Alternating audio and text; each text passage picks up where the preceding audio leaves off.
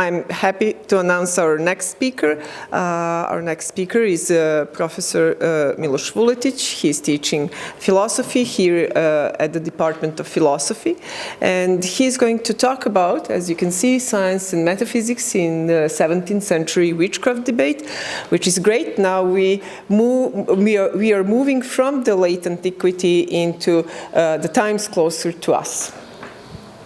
The floor is yours. All right, thank you.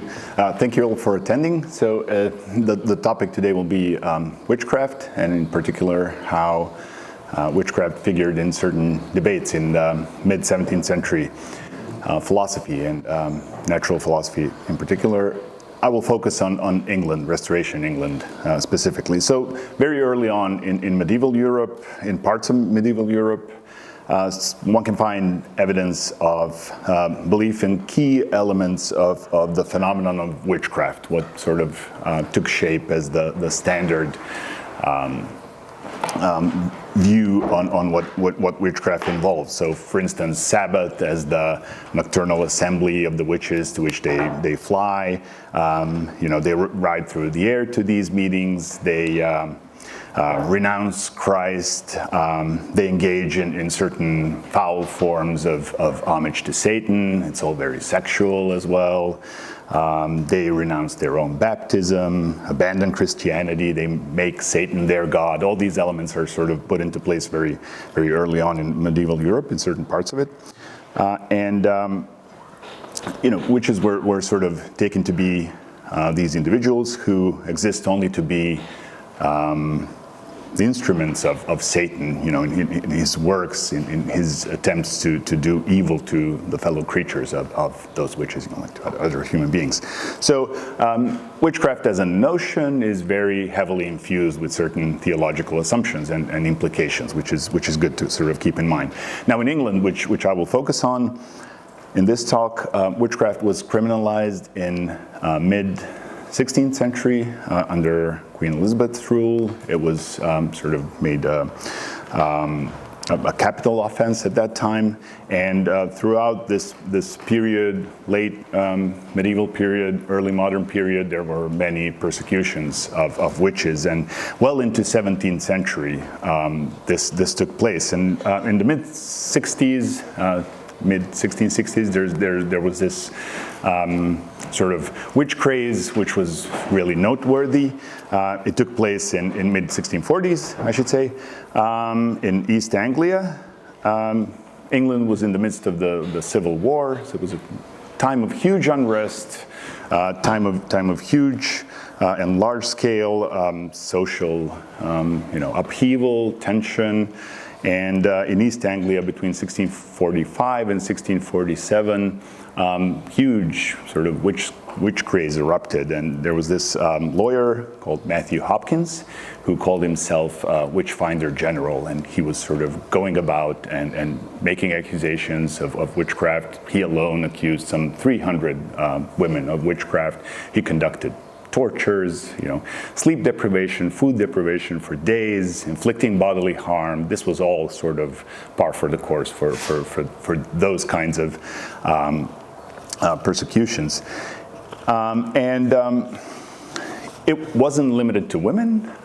So there are instances, of course, of men who have been accused of witchcraft. In Suffolk, there was this 80-year-old pastor called John Lowes who confessed to being a witch upon heavy torture as well. So there are cases like that as well. But in general, of course, women were mostly accused of this crime, mostly poor women. Now, witch hunts are a phenomenon that has been sort of pretty thoroughly researched in many different disciplines, and all these sort of elements of the concept of witchcraft are pretty deeply woven into our common understanding of medieval and early modern periods. Now, for a long time, there was this particular narrative that took hold as to the early modern world's attitude towards witchcraft. Namely, the advent of new science, scientific revolution, the advent of the Enlightenment movement, supposedly was something that did away. These forces of reason were something that sort of uprooted and did away with the over a period of a couple of hundred years with these backward and superstitious beliefs in witchcraft. Now, as in many other instances, so too with witchcraft, historiography had a lot of reckoning to do. And one could say that pretty much the way that history of science had to deal pretty uncomfortably, say with Newton's relation with alchemy. It didn't sit well, particularly with the kind of image that we have of Newton as the figure at the forefront of the new science. So supposedly someone who stands for reason, who stands against backwardness and superstition and so on. Similarly with witchcraft, there are many important proponents and advocates and even practitioners of new science in mid-17th century who believed in witchcraft, who believed that there are witches, that pretty much all of these phenomena that are commonly described as witchcraft are in fact real. And this is what I would like to focus on today. I'll look into some examples of notable friends and practitioners of the new science and philosophy who actually held pretty firm beliefs in the existence of witches. And like I said, I'll focus on the Restoration England. And what I will try to do, there are many, like I said, many different disciplines have sort of dealt with the phenomenon of witchcraft. You can think about it from the perspective of sociology, anthropology. You can think about, feminist studies is also one angle from which people have approached this issue. What I'm interested in is more core philosophical sort of underpinnings of the debates that took place in the 17th century. So epistemological and metaphysical issues that were at stake and that were doing the important work in the thinking of people who were taking sides in this debate, so pro and con, the reality of witchcraft. Now, to begin with, I'll talk a little bit about Joseph Glanville. In 1666, so this is some 20 years after the witch craze in East Anglia that I mentioned earlier, Joseph Glanville expresses his astonishment at what he proclaims to be one of the remarkable features of the Age of Wonder in which he works and writes and lives, and namely that there are men, otherwise witty and ingenious, are fallen into the conceit that there is no such thing as a witch or apparition, but that these are the creatures of melancholy and superstition. So he's just kind of amazed at this. This work, as you can see, titled in its first edition, A Philosophical Endeavor Towards the Defense of the Being of Witches and Apparitions, he took it upon himself in this work to defend the reality of witchcraft. And the method that he uses is basically that of inference to the best explanation. So he starts from descriptions of these strange occurrences, some of which he had witnessed himself. There was this really famous case, this poltergeist called the Drummer of Tedworth. There was this house in which when you go to this house and you visit and you stay there, after a period of time, you start hearing strange noises that cannot be accounted for. And Glanville himself went there and he witnessed this, and he was certain that this is real. It's not a creature of melancholy and superstition or anything of the sort. So he rejected the possibility that all the cases of this sort could be explained by evoking artifice or deception. A more probable explanation, in his opinion, was that there are some demonic forces at work. Now, Glanville's contribution to the debate on witchcraft is a famous one. He's probably best known today, as far as people know about him, precisely because of his stance on witchcraft and how involved he was in this debate. But part of the reason why he is noteworthy in this respect is that he wrote this book and he signed it as a member of the Royal Society. So he was a member of the preeminent scientific society of his day, and he was someone who was trying to convince his fellow members of the Royal Society that the Royal Society itself should research witchcraft, that they should look into it, that they should try to explain it in a scientific manner, the way that they deal with many other phenomena that were much less controversially taken to be real.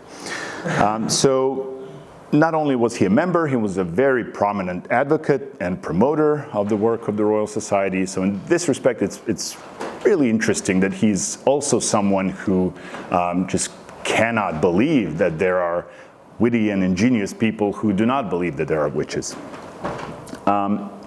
Now, he was not alone in this respect. People like Francis Bacon, Robert Boyle himself, Henry More, the Cambridge Platonist that I will talk about some more, they all believed to one extent or another. It's all, can be attested, they all believed in reality of witchcraft.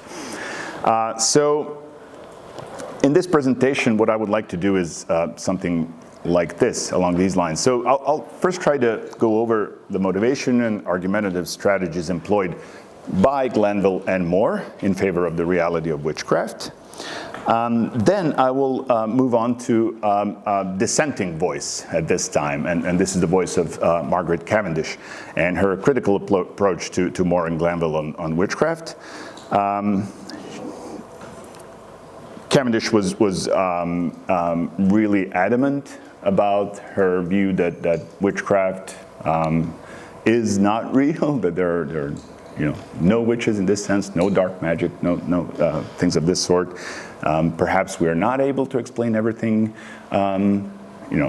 every occurrence that might be subsumed under this title of witchcraft, but explanations, good, proper, materialist explanations will be at hand at some point. That was her conviction.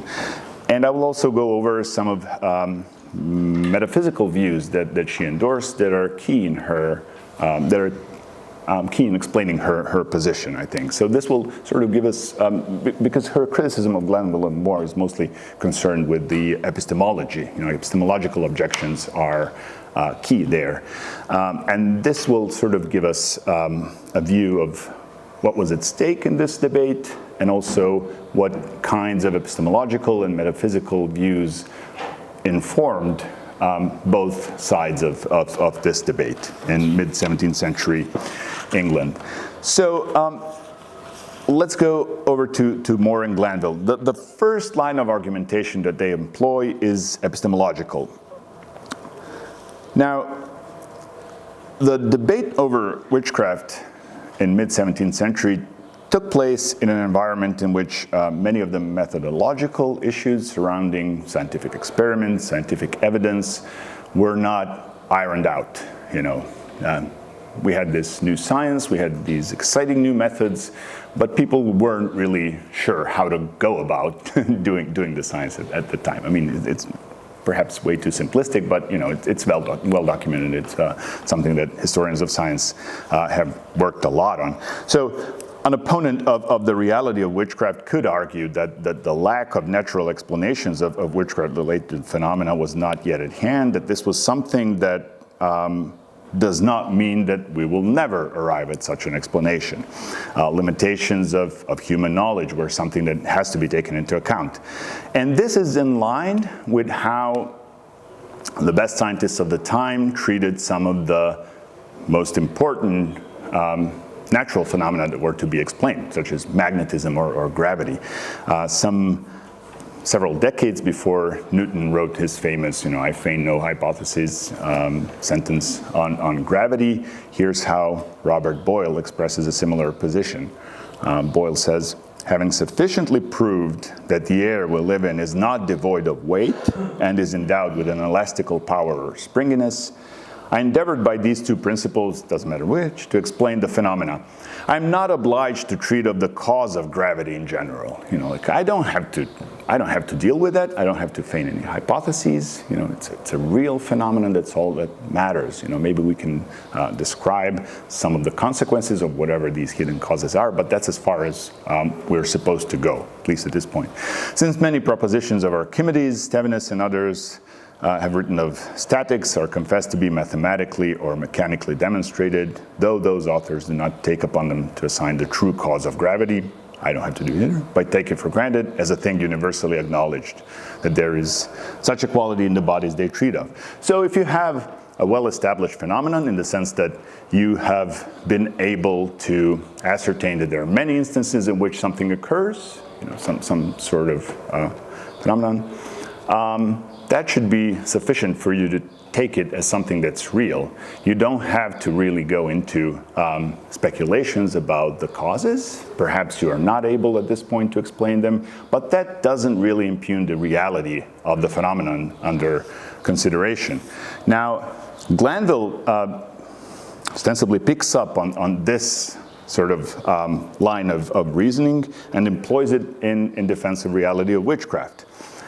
Here's Glanville. The strange actions related of witches and presumed impossible are not ascribed to their own powers, but to the agency of those wicked confederates they employ. Those are the familiars, like those weird little creatures that are kind of animal-like that help witches in performing their wicked deeds. And to affirm that those evil spirits cannot do that which we concede impossible is boldly to stint the powers of creatures whose natures and faculties we know not. We should be careful. We should be a little bit more skeptical, like when proclaiming whether something is possible or not for like an imp or a cat-like familiar that a witch is sort of using in her deeds. He goes further. We cannot conceive how the fetus is formed in the womb, nor as much as how a plant springs from the earth we tread on. We know not how our souls move the body, nor how these distant and extreme natures are united. And if we are ignorant of the most obvious things about us, and the most considerable within ourselves, 'tis then no wonder that we know not the constitution and powers of the creatures to whom we are such strangers. So Glanville's reasoning in favor of witchcraft here takes the clothes of sound scientific method of the time. Like you should employ some sort of reasonable skepticism. We should refrain from entering into speculation about hidden causes of the phenomena that we are encountering, and we should tread carefully. Like if we don't know how like fetus is formed in the womb, how can we even feign to know that what's the precise mechanism or way in which a witch can transport herself through the air or like cause harm to someone. Now, in order to show the effects of witchcraft and related phenomena, because you want to show that there's something real there that is sort of in need of explaining, both More and Glanville attempted to collect numerous testimonies of such occurrences. This too was in accordance with the scientific practices of the time, in particular with the sort of Baconian approach to natural history.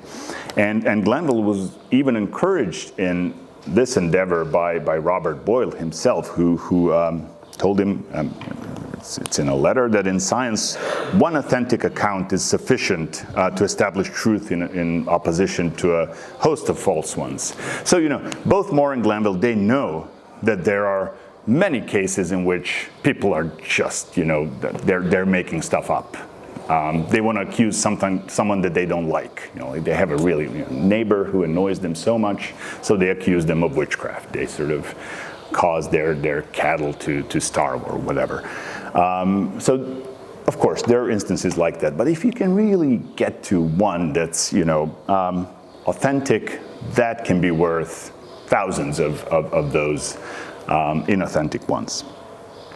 Now, More and Glenville take it upon themselves to establish that there are cases of that sort. And Henry Moore, he has a book, An Antidote to Atheism, which is really, the title says it all. I mean, I'll come to the point, how the witchcraft debate relates to the question of atheism. Part of the book is, he argues against Hobbes. The other part, more or less, is he collects all these stories about witches and poltergeists and phenomena of that sort. So just to sort of give you a flavor of what this collection of instances of inexplicable, apparently supernatural phenomena looks like, here are two examples. So Moreal Rights. Near Elton, a village half a mile distant from Embrica in the dukedom of Cleve, there was a thing had its haunt. They called it Eckerken. There appeared never more than the shape of a hand, but it would beat travelers, pull them off from their horses, and overturn carriages. This could be no fancy. They're following so real effects. So many cases in which this happened. This apparition of a hand that would beat people and throw them off their carriages. Another hand makes an appearance. This is why I chose the second example, though I think it's really a fun one. So he heard lately from one Mrs. Dark of Westminster concerning her own husband. So she's relating a story about how her husband died, who being in the flower of his age, well in health and very cheerful, going out of his house in the morning with an intent to return to dinner, was, as he walked the streets, sensibly struck upon the thigh by an invisible hand, for he could see no man near him to strike him. He returned home, indeed, about dinner time, but could eat nothing. Only he complained of the sad accident that befell him, and grew forthwith so mortally sick that he died within 3 days. After he was dead, there was found upon the place where he was struck the perfect figure of a man's hand, the 4 fingers, palm, and thumb black and sunk into his flesh, as if one should clap his hand upon a lump of dough. So this is the kind of case that would be related in these books. You know, they would collect them. They're not all like this. There are cases where, you know, you have these elaborate apparitions in the sky. There are cases that are really more closely related to witchcraft as we know it. But it's stuff like this. Moore was not. I mean, he was a philosopher of considerable philosophical skill. You know, he was very much involved in this sort of 17th century, early modern conversation about metaphysics, about natural philosophy. He was no fool. And he might seem really, I don't know, crazy or credulous or whatever when he recounts stories like these and takes them to be true. But he was careful not only to relate stories of this kind, but also to extract certain plausible criteria that he would follow and that he thought one should follow when assessing testimonies of this kind. And here are 3 such criteria that he singles out. First, if what is recorded was avouched by such persons who had no end nor interest in avouching such things. So disinterestedness plays a role here. Secondly, if there were many eyewitnesses of the same matter. So we have corroboration by numerous witnesses. Thirdly and lastly, if these things which are so strange and miraculous leave any sensible effect behind them. So there's, you know, some effect that you can trace of this peculiar phenomenon. Disinterestedness of reporters, corroboration of multiple eyewitnesses, publicly accessible, sensible effects of witchcraft. These do appear as reasonable grounds, right, for improving one's belief in such accounts. So he was careful in trying to establish, both that some of the testimonies of the kind that we just saw were actually credible and that they follow or that they fulfilled certain standards, for one to believe in them.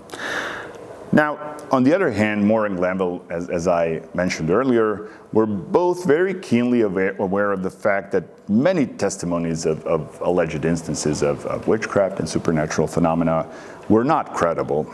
And in addition, they were alert to the fact that many of the stories that were related about witches and flying witches, demonic possession, contracts with the devil and the like sounded so incredible that they would seem utterly improbable and perhaps even inconceivable. And this is inconceivability was something that Hobbes pointed out, and they were very keen to sort of respond to Hobbes every chance they got. So in order to show that such occurrences are in fact conceivable, in order to boost their probability at least to the level of mere possibility, if not higher, Glanville did something interesting. So he actually engaged in speculation regarding possible natural causes of these weird phenomena. So here's Glanville. That the Confederate spirit should transport the witch through the air to the place of general rendezvous, there is no difficulty in conceiving it. And if that be true, which great philosophers affirm concerning the real separability of the soul from the body without death, there is yet less. For then 'tis easy to apprehend that the soul, having left its gross and sluggish body behind it, and being clothed only with its intimate vehicle of air, or more subtle matter, may be quickly conducted to any place it would be at by those officious spirits that attend it. And though I adventure to affirm nothing concerning the truth and certainty of this supposition, of course, I'm being careful here. As I mentioned earlier, we're not really getting into whether this is true or not. We can just conceive it, like if you read Descartes, right, you know about the real distinction between body and soul. So it's conceivable, that the soul should be somehow separated from the body, perhaps without death, and then some subtle matter can transport it elsewhere, to a different place. So, yet I must needs say, it does not seem to me unreasonable.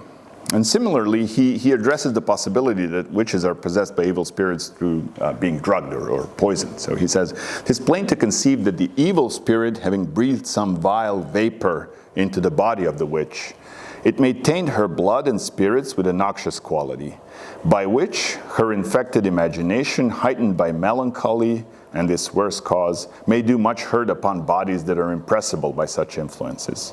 'Tis very likely that this ferment disposeth the imagination of the sorcerers to cause separation of the soul from the body, and may perhaps keep the body in fit temper for its re-entry."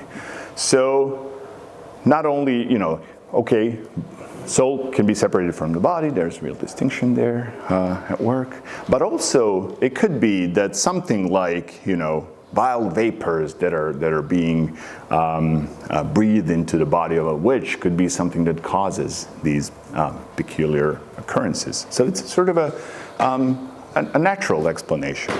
Nothing supernatural needs to be told. He, of course, does not endorse explanations of this kind, but he certainly puts them forth as a possibility in order to show that it's not inconceivable that something like this should happen. So he makes a concession of sorts to his opponents, people like Hobbes. Now, this will come to haunt him. As we'll see, Margaret Cavendish was sort of quick to pounce on this kind of reasoning. But it's important, I think, to mention this as well. There are these different strategies that Moore and Glanville employ. On one hand, there's this sort of empirical gathering of instances, kind of natural history type of approach. On the other hand, there's also this kind of venturing into certain natural explanations that might be something, that could explain occurrences of this kind. And this is what I would call sort of this epistemological line of argumentation. Now, there's a second line of argumentation, which is also hugely important, espoused by Glanville and Moore. It has to do more with religion and its relation to natural philosophy. Now, both Moore and Glanville thought that if one denies the existence of witches, then by the same kind of argument, one would be forced to deny the existence of souls, of angels, of immaterial substances in general, and finally, God. Right? So it's a sort of a slippery slope. If you sort of deny that witches exist, you're just a couple of steps away from being an atheist. So here's Glanville again, taking note of his danger. So he says, "He that thinks there's no witch believes a devil gratis. And when men are arrived to this degree of diffidence and infidelity, we are beholden to them if they believe either angel or spirit, resurrection of the body, or immortality of souls. These things hang together in a chain or connection, at least in these men's hypotheses. And 'tis but a happy chance if he that had lost one link holds another. So basically, once you take out witches, once you deny the existence of witches and witchcraft, it's just you're basically being pushed into atheism, into denial of God's existence, which is of course very serious. Both More and Glanville take this very seriously.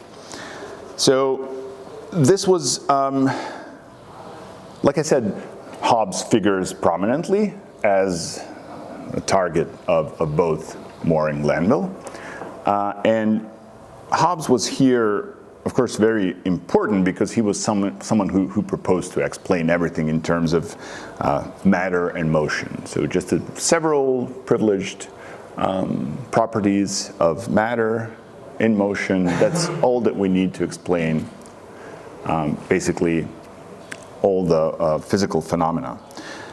Thought and sensation as well. It's just movement of corporeal particles ultimately. And there's evidence that he thought that God too was corporeal. And so obviously, he was this huge sort of boogeyman of all the proper Christians of the 17th century, not just in England but elsewhere in Europe as well.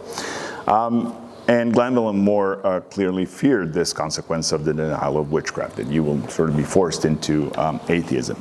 Now, on the other hand, like I said, they were both, to a certain degree, proponents, even practitioners. More tried to sort of practice science. He was not very successful. His attempts were pretty poor, but still he was sort of enthusiastic about it, even though perhaps his motivation was not the same as say Robert Boyle's, but his attempts were poor, but still they were both thinkers who were at least new science adjacent, as being proponents, as being thinkers who were ready to discard the earlier scientific and philosophical paradigm, the Aristotelian worldview and so on. And so they were invested in the science of the time and mechanical philosophy in particular, mechanical natural philosophy. So they tried to separate Hobbes's philosophy, Hobbes's views, from mechanical philosophy as such. They were trying to sort of drive a wedge between the two and make a sort of a distinction, thinking that it was in fact this new science that was quite a good tool to lead one to faith and to strengthen one's faith and to provide positive assistance to faith. They thought that if you look at the laws of motion and how the world is ordered, it's plenty evidence for God's existence. Arguments from design of this sort were, of course, not scarce at the time. However, this line of argumentation that would sort of invoke mechanical philosophy, proving God's existence, was compatible with a deity that didn't have much to do with its creation. So you could, say, take Descartes' line and talk about continued creation of the world. But on the other hand, this would sort of leave mechanical explanation of all material phenomena intact. You would have no real definite place for immaterial substance, which would also make More and Glanville unhappy, because you don't want to sort of give rise to this line of reasoning where well, maybe it seems like we don't need immaterial substances to explain physical phenomena. Okay, it's another slippery slope that leads to denial of God's existence. So, in order to avoid this, say, simple theistic mechanism, they were inclined to posit some immaterial agent, some indirect agent, all-pervading, non-material spirit of nature, in More's terms, for example, that would exercise its guiding force on the physical phenomena. This is what More tried to do. And in More's writing, there's a clear link between the spirit of nature, so this really important explanatory element of his worldview, of his natural philosophy, and the existence of witches. He makes the connection. So it's important to keep in mind that there's this chain or connection, as Glanville puts it, between immaterial substances, phenomena like witchcraft, and ultimately God. Now, what I hope that this review of the arguments and reasons in favor of reality of witchcraft that were employed by Glanville and More serves to do is to establish the stakes of the witchcraft debate in the Restoration England. So the interest in witchcraft among the philosophers and scientists of the time was not just some idle discussion of curiosities. They were not sort of laughing at these weird tales told by common folk. What was at stake was really the most fundamental questions regarding the proper understanding of the constitution of the universe, but also the issue of the authority of Christian revelation and the problem of nature, scope, and proper methods of acquisition of human knowledge. So the stakes were really high, actually. It is good to mention that neither Glanville nor More ever advocated torture or anything of the sort. They were really not that interested in that aspect of witchcraft, but they were keen on preserving this core idea that there are supernatural phenomena that have to be ascribed to some sort of immaterial agent or cause or something of the sort, because that's really important in preserving, ultimately, belief in God. Now, Margaret Cavendish disagreed vehemently. So 2 years before the first edition of Glanville's book, she writes this: "My opinion of witches and witchcraft, in brief, is this. My sense and reason doth inform me that there is natural witchcraft, as I may call it, which is sympathy, antipathy, magnetism, and the like, which are made by the sensitive and rational motions between several creatures." I'll get back to what natural witchcraft is. "That there should be any such devilish witchcraft, which is made by a covenant and agreement with the devil, by whose power men do enchant or bewitch other creatures, I cannot readily believe. Certainly I dare say that many a good, old, honest woman have been condemned innocently and suffered death wrongfully by the sentence of some foolish and cruel judges, merely upon this suspicion of witchcraft, when as really there had been no such thing." So like I said, we'll get back to the first part and the natural witchcraft, what that might be. Now, what were the reasons, what were Cavendish's reasons for endorsing this position? I think they can be divided into two groups, roughly. There are objections to the reality of witchcraft that are mainly epistemological and that relate to what we saw More and Glanville doing. They show that the position of her opponents is unstable, if not even self-refuting. And then there are metaphysical and natural philosophical reasons to prefer a materialist philosophy from her point of view, which leaves no room for immaterial substances. Of course, it opens her up to this charge of atheism, and this is something that she was charged with, as a matter of fact. Now I'll deal with these two groups of reasons for her rejection of witchcraft in turn. Now, there's good evidence that Cavendish was aware of difficulties in the position espoused by Glanville in particular. So we saw Glanville trying to show, among other things, that witchcraft is possible, at least, by speculating on various natural explanations of witchcraft phenomena. But now Cavendish notices that if natural explanations are conceivable, if we can say, well, maybe it's some vapor that's being breathed into the witch. Maybe it's some drug that the witch, like ingested or something of the sort, or caused someone to ingest that brought about this peculiar effect that, not having known about this natural cause, we might be inclined to ascribe to something really weird and supernatural. If such explanations in natural or material terms are conceivable, then it would seem that this should actually lower rather than increase our confidence in the claim that these occurrences are due to supernatural or immaterial causes. Why would you, if you say it's possible that there is a natural cause, why would you go on and assert that the cause of the phenomenon under consideration is actually supernatural? So it seems like Glanville's position is really unstable here. She also attacks the line of argument that links the denial of witchcraft to atheism.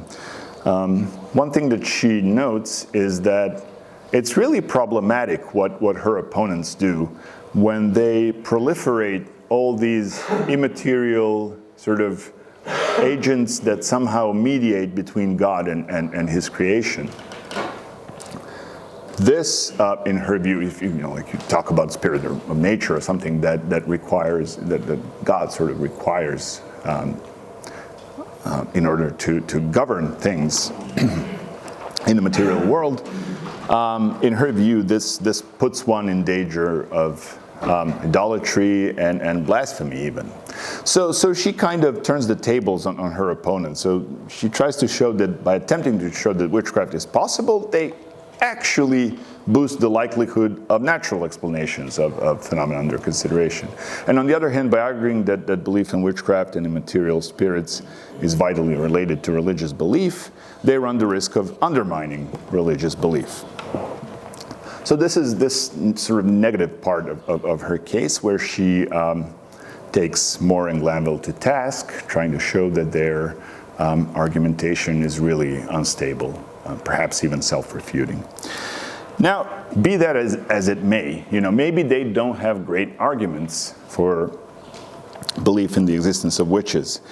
But this doesn't seem yet to suffice for the conclusion that there is no devilish witchcraft, as she says.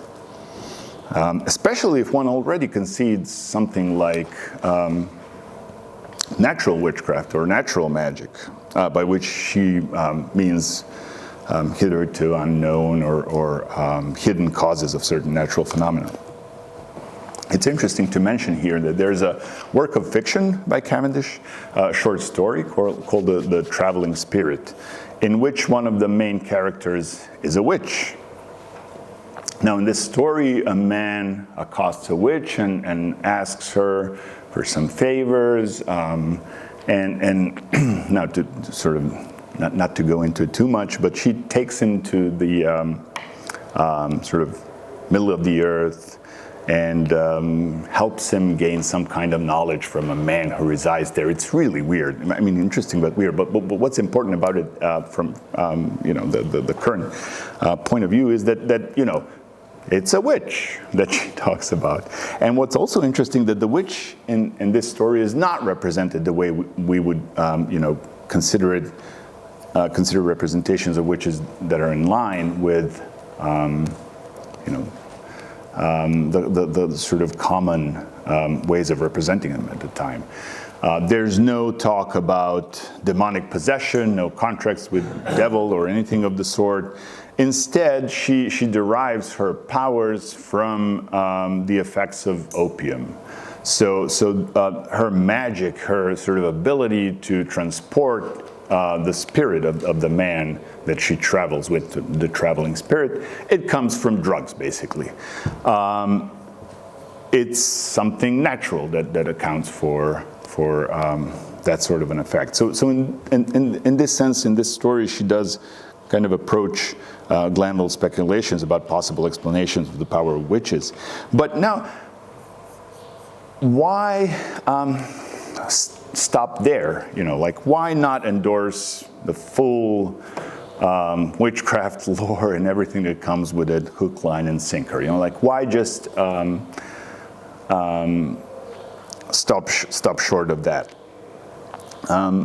Why would she be comfortable with accepting natural magic, natural witchcraft, even writing about a witch, albeit in a work of fiction, but still, but not accept the reality and existence of witchcraft the way that Moore and Glanville, for instance, do? Now, I think that ultimately the real reason for this lies in her metaphysical views.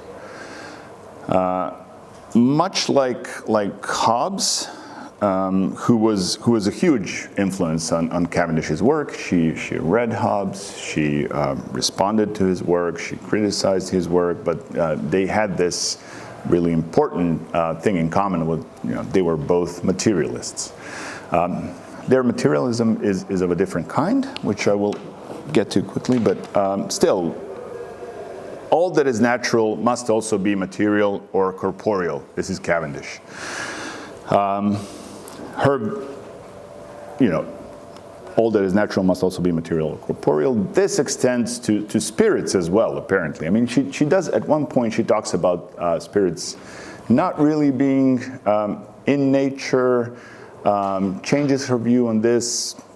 I don't want to get into that too much, but I think this quote is kind of telling. She says, "Whether angels and devils are material, that is not declared in Scripture. For though they are named spirits, yet we know not whether those spirits be material. But considering that hell and heaven is described to be material, it's probable spirits are also material." So we can go with that. She also follows Hobbes in asserting that immaterial substance is inconceivable. It's just, you basically can't even think that kind of thing. Now what's, I think, most sort of significant about her position and where she parts ways with Hobbes is that she does not accept mechanical natural philosophy. She's not happy with the natural philosophy espoused by people like Descartes and Hobbes, insofar as they agree on certain elements that we might dub mechanical philosophy. They're not the only, but they're the most important representatives of this approach.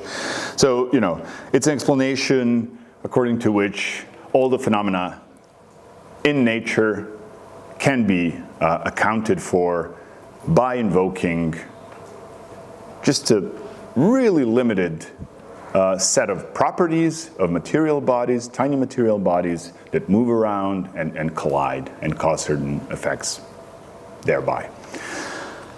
She doesn't like this. She has numerous complaints against mechanical philosophy, but for the present purposes, I think it's the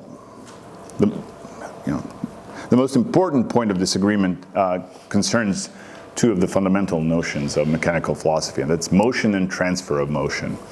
Now, in particular, she has strong objections to the idea that change can be explained using causal explanations that invoke communication by impulse. So, like just kind of two bodies colliding and communicating motion one to another. Yeah. Change in like the growth of a biological body, or change? No, not necessarily. Not as in, right. Yeah, in general. No, that's fine. Now, throughout the 17th century, mechanical philosophy was met with objections. This started very early on, even from the quarters of those who were kind of inclined to be friendly to it. So not just I don't know, scholastics, and the objections were raised to the effect that certain phenomena cannot be explained appropriately simply by relying on a rearrangement in space of invisible material corpuscles that are in motion and that collide. There were everyday phenomena like magnetism, like gravity, motion itself even, that appeared to present mechanical philosophy with these huge and perhaps insuperable difficulties. And motion in particular was a huge source of frustration. It seemed to many people that, for instance, Cartesian rules for the transference of motion were just just couldn't explain anything. So many philosophers were inclined to invoke some kind of an active principle, something other than just this inert matter, in order to explain appropriately the range of phenomena that we're faced with in the physical world. So more Leibniz, for instance, were philosophers who thought that we need some soul-like entities, either something like monads or something like the spirit of nature, in order to explain how the full range of phenomena in the physical world. Others were really doubtful of the claim that no new motion can be created in the universe. So they would look at phenomena like, just like igniting gunpowder. That seems like a kind of thing where new motion is produced in the world. Like you just light a fuse, and a couple of seconds later, there's an explosion. Everything flies about. So there were numerous instances of cases like this, and here's an important complaint voiced by Newton. For instance, he says that vis inertia is a passive principle by which bodies persist in their motion or rest, receive motion in proportion to the force impressing it, and resist as much as they are resisted. So, okay, we're on board with inertia. By this principle alone, there never could have been any motion in the world. Some other principle was necessary for putting bodies into motion. And now that they are in motion, some other principle is necessary for conserving the motion. So he thought that some kind of hidden or occult active principles need to be invoked in order to explain the initiation and preservation of motion. Inert, geometrically described matter just wouldn't cut it. At the same time, 17th century philosophers were keen on rejecting Aristotelian substantial forms as an explanatory tool. So you can just invoke real qualities, you can invoke substantial forms and say this is what causes motion. You're just down to very, very limited explanatory resources when you endorse something like Cartesian natural philosophy. And so the discontent with the mechanical philosophy led to an adoption of a variety of different sorts of active principles. So on one hand, like I said, you would have people who would just go back to substantial forms. Leibniz is an example. You would have those who would invoke some sort of non-material intermediaries. That's more spirit of nature. You would have those who would talk about these immaterial plastic natures that are dispersed in matter. Rafe Cudworth here, of course, comes to mind. And there are others who would invoke some subtle ethereal material agents of some sort. Newton, among others, could be grouped here. Now, Cavendish herself, she opted for a different approach, something that couldn't be classified as under any of these headings. Her view was that motion is actually inherent to matter. So all matter is self-moving. Matter itself has this power to move itself. It's also perceptive. It's also knowledgeable. So you can ascribe perception and knowledge to matter. That was her view. And this was coupled with a really peculiar occasionalist view of causation. She thought that there's really no transfer of motion by means of collision. What actually takes place is that matter is always aware of what another sort of portion of matter is about to do, and so it moves itself in accordance with it. So like when you when you hit a lump of dough, to go back to Moore's example, you don't actually press into the dough. What really happens is that dough itself kind of moves in accordance with the motion of your hand and adjusts to it. So there's really no causation in the sense of this transfer of motion. This has, of course, inclined many people to compare her views with Leibniz's, and there are other comparisons that could be made, but it's a really peculiar, original sort of position, because she doesn't invoke any sort of providence. She doesn't invoke any kind of soul or anything of that sort. It's just matter doing its thing. It's perfectly capable of doing all that by itself. And right, so that's her view. And she was also appreciative of the fact that there are many hidden and hitherto unknown natural causes at work in well-established everyday phenomena, such as magnetism and so on. So when she talks about natural witchcraft, this is basically what she has in mind. There are things that we cannot explain yet. There are these instances of sympathy and antipathy, like lodestone and a piece of iron. They kind of attract one another or repel one another. These are the kinds of forces that we find at work in nature.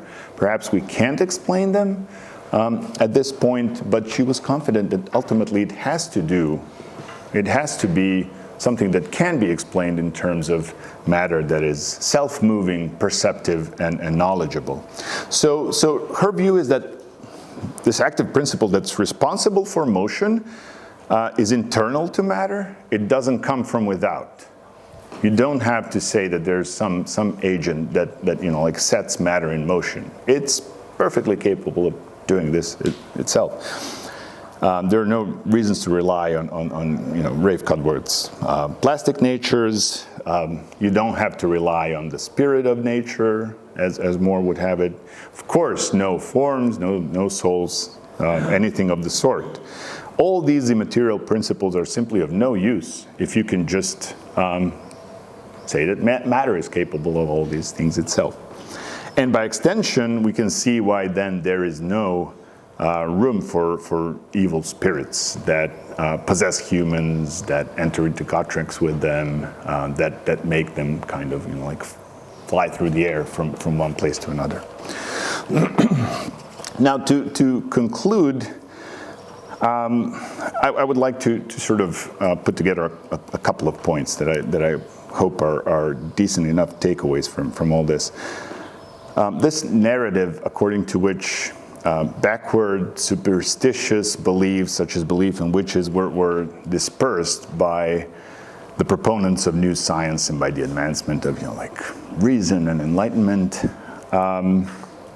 in the 17th century philosophy. That's just way too simplistic. Okay, I think this is not great news. I mean, over the past couple of decades, people have kind of done terrific work on these issues, but it's worth pointing out, because what we find is that even among the proponents and advocates and practitioners of the new science and natural philosophy, there were those who defended the reality of witchcraft, even members of the Royal Society. And moreover, they were doing this by using the methods of the new science. This was, I don't think this was just sort of trying to gain some sort of cloud of respectability by going through the motions. I think they were really keen on showing that this kind of phenomena can and should be treated the way that we treat other natural phenomena. And I don't think this was sort of a matter of misuse of good scientific methods as well. It's not just that they were, making silly mistakes. As a matter of fact, the new natural philosophy at the time was in this state of great turmoil. Its methods were not fully worked out. And this opened up the possibility that even these incredible and on the face of it highly unlikely occurrences, such as witches flying to Sabbath, were considered worthy of putting on a standard, on a scientific standard of the time. I mean, there are many instances of this, like how much things were uncertain with respect to, the kinds of evidence that one should deem appropriate and acceptable in new science. You know, Hobbes was, you know, he was, for instance, I mean, this is a well-known example, but it's perhaps worth mentioning here. He was so keen on showing that Boyle's air pump experiments are worthless. You know, like he went to great lengths. But you have to have some sort of appreciation and understanding for what he was trying to do, because of course he had non-empirical reasons for thinking that there's no vacuum. But on the other hand, it was just really not easy to replicate what Boyle was doing. You had to have tons of money in order to be able to make an air pump. There were like 2 in Europe, and he would report on these experiments that he would perform. And you know, I mean, I can understand why someone would be skeptical of that. So, you know, things were really unsettled and uncertain in this respect. But in addition to this, there was also this widespread recognition, both among the practitioners of the new natural philosophy and among their rivals in other camps at the time, that there's yet a great deal to be learned about the inner workings of the created world, of the physical world. Active forces were at work in the material world that could not be appropriately explained, satisfactorily explained, with use of the Aristotelian forms and real qualities and stuff like that. And, you know, if magnetism and gravity, for instance, were brought about by causes so distant to our understanding that even someone like Newton wouldn't venture to speculate on what's really behind something like gravity, then it seemed to some that, you know, magical occurrences so broadly reported on by an array of sources could be equally well worth endorsing and putting forth for scientific scrutiny and explanation. And finally, it's really important, going back to one of the early points that I made, to keep in mind that different viewpoints on witchcraft and related phenomena were heavily inspired and motivated by metaphysical views, which, on the other hand, in many cases were underpinned by theological considerations, right? It's an antidote to atheism, showing that, you know, that lady from Westminster, that her husband really was murdered in that mysterious and really spooky way. That's it for me for today. Thank you for your attention.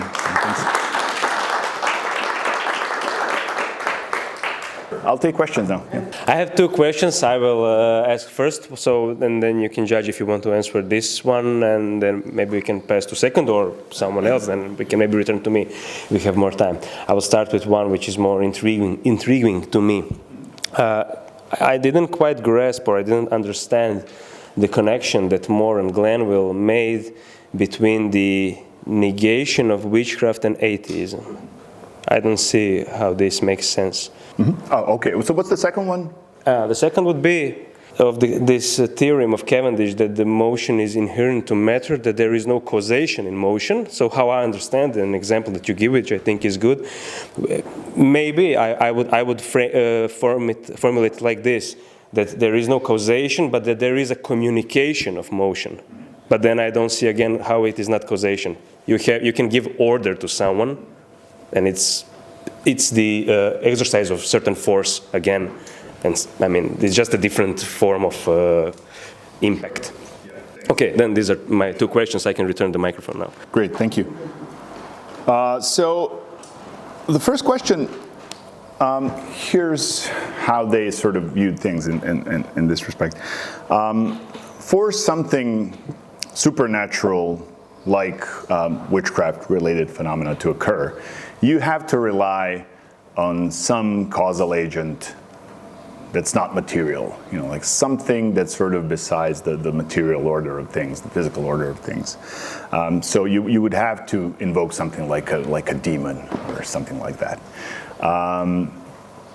They thought that, you know, once you argue that there are no immaterial agents of that sort, those kinds of arguments will easily be applied to all the other immaterial, beings, and ultimately to God Himself. Because what it is that we sort of rely on when we believe in these creatures, like if you try to think about the effects that they make around us, if you say, okay, well, something happened, and I don't have to ascribe it to some immaterial agent, something weird, like a lady flew away. I don't have to ascribe it to an immaterial agent. I can explain it perfectly well on the level of physical causes. This would sort of make you primed to make similar attempts at explanation in other cases as well. I think this was the thought, It's sort of once you make this move, it will be not only easier, but you would, in a way, be sort of forced to make similar moves in other cases as well. So they don't understand God as a cause of materiality? No. They do. That's fine. They just think that there's a real danger in this. That there's sort of a slippery slope type of situation. Like once you take the rug from under belief in witchcraft, like there are these evil demons at work. The same kind of reasoning will sort of be something that will lead you all the way to denying God's existence. This is not to say that every step of the way, the reasoning will be the same, right? I mean, perhaps you can rely on scripture, like Revelation or something like that, in the case of God. They just think, they look at Hobbes and they think, okay, this guy, he tries to explain everything in terms of material causes, properties, and so on, and he ended up basically an atheist. So that's the kind of danger that they envision. Like once you take away these minor immaterial substances and causes, you will end up like Hobbes, basically. So that's. Does that help? Well, I get better understanding of their position. Only I don't understand. I think it's the inversion of the cause and effect again, because it divides the materiality and immateriality and making God dependent on the proof of immateriality. But when God, if maybe my question would be better if I asked what is the notion of God in their understanding.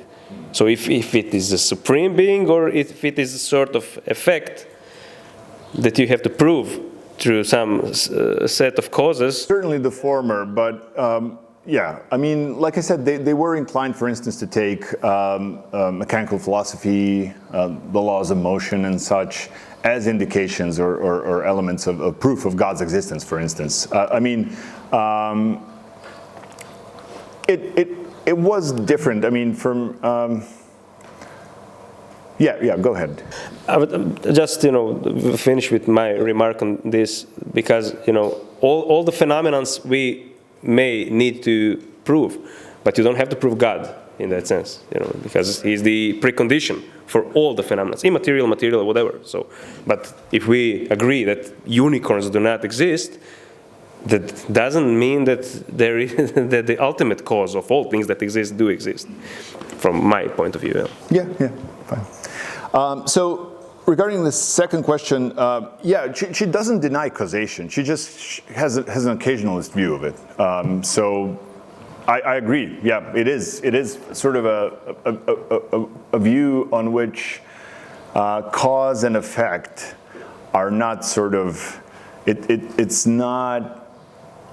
We ought not to think about cause and effect as sort of one thing hitting another. It's more like one thing dancing with another, sort of moving with it in accordance with it. Yeah, it is causation. It's a different model, like it's an occasionalist kind of view. Yeah. I just want to say something in regard to the discussion you're having. The one thing is that if we differentiate between epistemology and ontology, so their worry was epistemological, meaning and moral, epistemological and moral. So if you kind of doubt witches, or demons, which are spiritual beings, people might be in danger of ending up not believing in God, which will prevent their salvation. So it's a moral question, an epistemological question, and you're doing that for their good, so to speak. You're defending the existence of witches so that they don't doubt God's existence. So that's one thing that I think can help us with this, why they thought that slippery slope is really dangerous. The other thing is that obviously they are living in the 17th century, so that's the time when there was no debate anymore, no question about what kind of existence demons have, and angels as well. They were spiritual, non-physical. In the late antiquity, that wasn't the case. It was kind of, first of all, pagan gods or semi-gods. They were material, so fine material. And then when they turned in Christianity, when they turned into demons, those that mean us bad things, like evil things. Again, St. Augustine was wondering if they were made of some fine material or they were immaterial, but eventually they ended up being immaterial with Thomas Aquinas, and he really needed that kind of division of material or things, and then we are kind of the mix, and then angels and demons that are immaterial. And then we have all these problems. Before that, and for Augustine, you have God, and God is the only one who can make miracles, and he created the world, and angels and demons are part of this world, and so it's nothing supernatural about them. So when you have to figure out how they work things, so you have to take into account how powerful they are. They have kind of insight that we don't, even though they are creatures as we are, but they are faster and smarter, and so it appears as a miracle to us.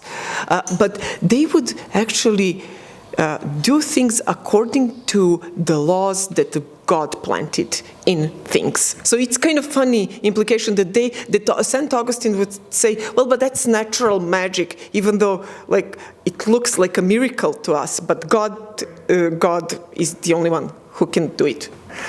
Yeah, thanks. That's really helpful, especially the point about demons and such being immaterial. I don't know if I stressed that enough, but it's crucial for this debate. Yeah. So just a brief one. First of all, thank you. As always, it's a great pleasure to listen to your talks.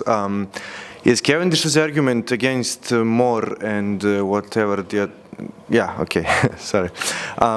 Is her argument basically that the data we have, it's also even more sort of plausible to postulate other sorts of causes in order to explain the phenomenon of witchcraft or whatever? Basically, if I understood that correctly, only that's the question. Yeah. Okay. So thank you. That's basically it. Well, if we have time, I would like to, let's say, explore Cavendish a little further. So, as far as I know, she says that God or gods exist, but that it's an Epicurean position, right? They don't have any effect on this world. She just sort of leaves it to theology and doesn't want to deal with it. But she's adamant about her not being atheist, that's for sure. Mm-hmm.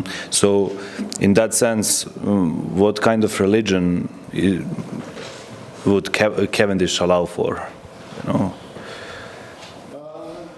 Well, because I was thinking maybe too far, but I thought of Comte, and he obviously, I mean, in Brazil there are some Comteans and Comtean church. It's an interesting. So I think it's difficult to say because, like I said, she doesn't really want to venture into questions of theology. And there are some indications, some authors have suggested that her work, that her evasiveness on certain issues, and even sometimes, like contradictory claims that she makes, sort of indicate or could be taken to constitute evidence for her attempting to conceal her views. It was really tricky. Think about Hume writing his dialogues. What were the lengths he went to just to sort of for you not to be sure what his views are. And this is 100 years earlier or so, at a time when Hobbes was just went through hell more or less for his own views. So I think it's probably heavily underdetermined. I wish I knew more, but I'm kind of inclined that she was she was probably an atheist. Well, Descartes was blamed for atheism, so if he can be blamed, it's very easy to blame anyone else. Yeah, I mean, in all but name. Yeah.